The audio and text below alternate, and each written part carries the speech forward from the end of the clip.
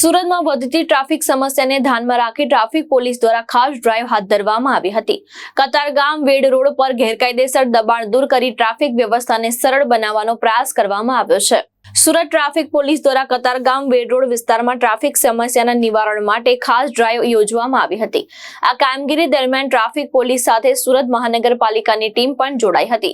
રસ્તા પર ગેરકાયદેસર રીતે મૂકવામાં આવેલા લારી ગલ્લા દૂર કરવામાં આવ્યા હતા। ટ્રાફિકમાં અડચણરૂપ બનેલા લારી ગલ્લાઓને પાલિકાની ટીમ દ્વારા જપ્ત કરવામાં આવ્યા હતા। આ ઉપરાંત ટ્રાફિક નિયમોનો ભંગ કરતા વાહન ચાલક સામે પણ પોલીસ દ્વારા કાર્યવાહી હાથ ધરવામાં આવી હતી। પોલીસના જણાવ્યા મુજબ છેલ્લા ઘણા સમયથી વેડ રોડ પર લારી ગલ્લાના દબાણને કારણે ટ્રાફિક સમસ્યા ગંભીર બની હતી અને લોકો માટે માથાનો દુખાવો બની ગઈ હતી।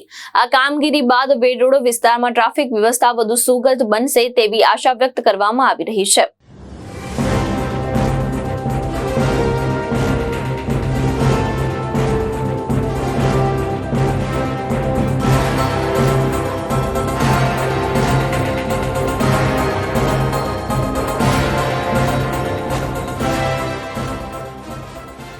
ટીચર આજે ડ્રાઈવ યોજવામાં આવી હતી, કઈ રીતે?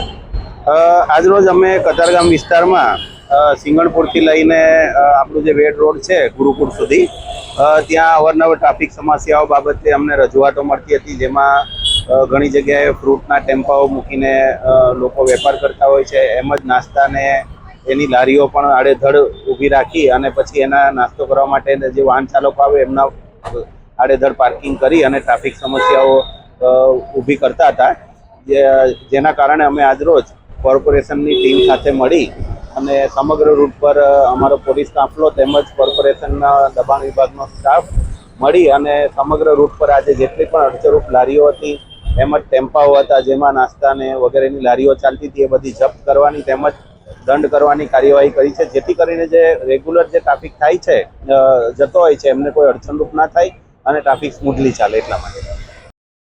ભાવેશ ઉપાધ્યાય, દ્રષ્ટિકોણ ન્યૂઝ, સુરત।